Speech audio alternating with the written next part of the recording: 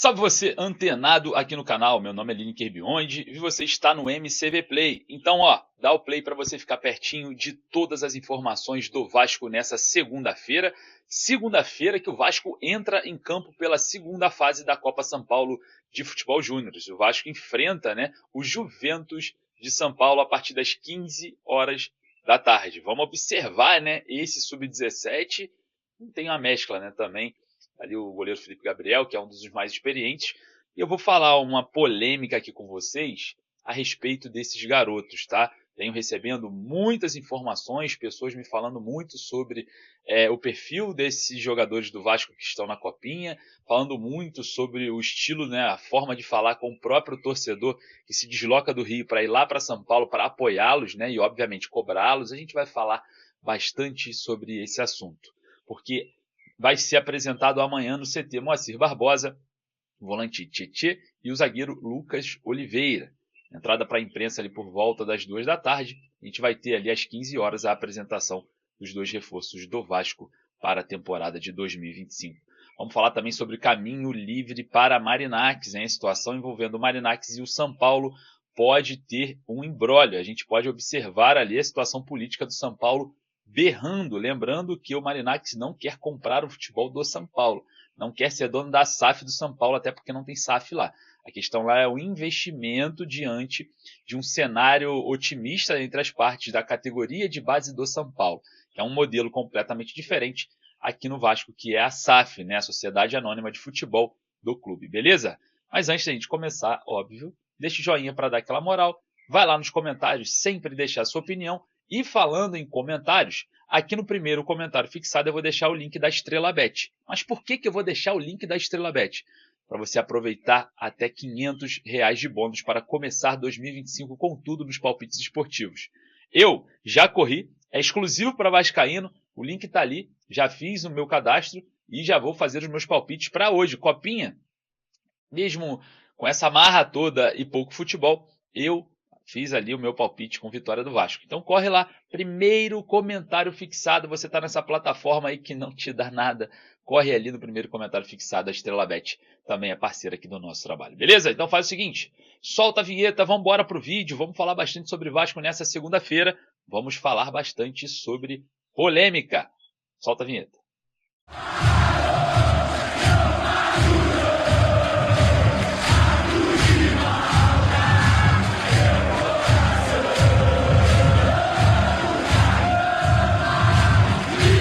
Caminho livre para Evangelos Marinacks. Problemas no São Paulo, hein? A gente vai falar bastante sobre isso. Vamos falar também sobre Copinha. O Vasco entra em campo daqui a pouco contra o Juventus de São Paulo pela segunda fase da competição. O Vasco que ainda não ganhou, se classificou ali com 3 empates. Vamos falar também sobre jogadores da Copinha, hein? Essa situação envolvendo alguns atletas que vêm sendo criticados por torcedores que saíram aqui do Rio e foram para lá apoiá-los, hein? Lógico, cobrá-los também. E vamos falar também sobre a apresentação de mais 2 reforços amanhã. Mas antes de a gente começar, corre ali, deixa o joinha para dar aquela moral, porque vamos falar bastante agora sobre venda da SAF do Vasco. A situação envolvendo Evangelos Marinacks no São Paulo. Podemos ter um desfecho negativo, porque os conselheiros do São Paulo, lembrando que São Paulo é um clube associativo, não tem ali ainda a Sociedade Anônima de Futebol, e também vale destacar que o Evangelos Marinacks não quer o futebol do São Paulo, não é isso, é um investimento na base do clube diante de um cenário otimista visando um futuro de novos craques, vendas e até mesmo transições entre clubes. A gente observa, que existe essa negociação, o presidente do São Paulo, representantes já foram à Inglaterra para conversar com o grego, que hoje tem o Nottingham Forest como seu principal produto, um clube que está ali nas cabeças na Premier League, e a gente observa que também a situação envolvendo a SAF do Vasco tem um interesse do grego. E claro, o caminho vai ficar livre caso aconteça esse imbróglio junto com os conselheiros do São Paulo que não querem aceitar, segundo as últimas informações vindas de pessoas que cobrem o São Paulo, não querem aceitar essa proposta de investimento, de uma prévia terceirização de algumas coisas durante um período. Então, vamos ver se vai ter aí algo que atrapalhe a vida do São Paulo para abrir esse caminho para o Evangelos Marinacks vir e fazer, né, a sua proposta para a compra da SAF vascaína.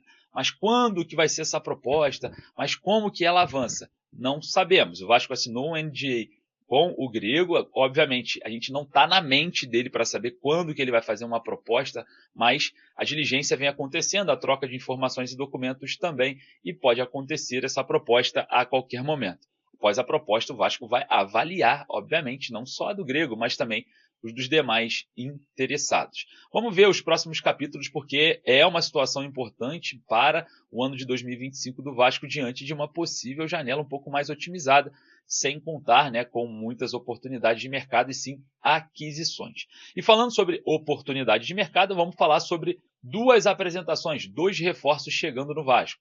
O volante Tietê e o zagueiro Lucas Oliveira serão apresentados amanhã no CT Moacir Barbosa a partir das 15 horas. Os jogadores estarão presentes ali para falar com algumas pessoas da imprensa, né? Obviamente, reforços que chegam para o Carille avaliar diante de um cenário muito mais de manutenção do que propriamente ter jogadores de forma pontual. A gente observa o Tietê um jogador um pouco mais vencedor, um pouco mais tarimbado, na minha opinião, é a melhor contratação até então dessa janela. E, obviamente, o Lucas Oliveira vem para preencher um espaço, né? Vem aí para ser alternativa ao lado de João Vitor, o Lemos, que acabou de chegar, o Maurício Lemos, né, o uruguaio, e também o Lucas Freitas, que também deve ser apresentado muito em breve. A gente observa esse início, né, agora de Campeonato Carioca com dois garotos da base formando ali, mas começam a ser criticados de uma performance ainda muito cedo, né? E claro, é a pressão da torcida do Vasco, mas são bons jogadores, na minha opinião, que também podem ajudar bastante junto com os experientes. Então, parece que o setor defensivo vascaíno está fechado, né? Então, essa apresentação amanhã do volante Tietê, para mim, é a melhor contratação da janela até então, e o zagueiro Lucas Oliveira, ex-Cruzeiro. Vamos observar aí, né, essas duas apresentações e o otimismo desses jogadores em um projeto que o Vasco ofereceu para eles de carreira. Mas, enfim, falando agora sobre Copa São Paulo de Futebol Júniores, né, o Vasco pega na segunda fase agora, né, da Copinha o Juventus de São Paulo. Time complicado de se vencer, tá? Até porque ingressos esgotados para esse jogo, óbvio, teremos torcedores do Vasco, mas a torcida do Juventus vai com tudo ali para apoiar a equipe que é, querendo ou não, da casa, né? A Copa São Paulo é realizada em São Paulo e o Juventus está em casa para enfrentar o Vasco. Bom, falando sobre esse jogo, que acontecerá às 15 horas da tarde, eu venho recebendo, né, algumas reclamações de alguns torcedores acerca do comportamento de alguns garotos da base. Claro, falando de garotos da base que disputam a Copa São Paulo.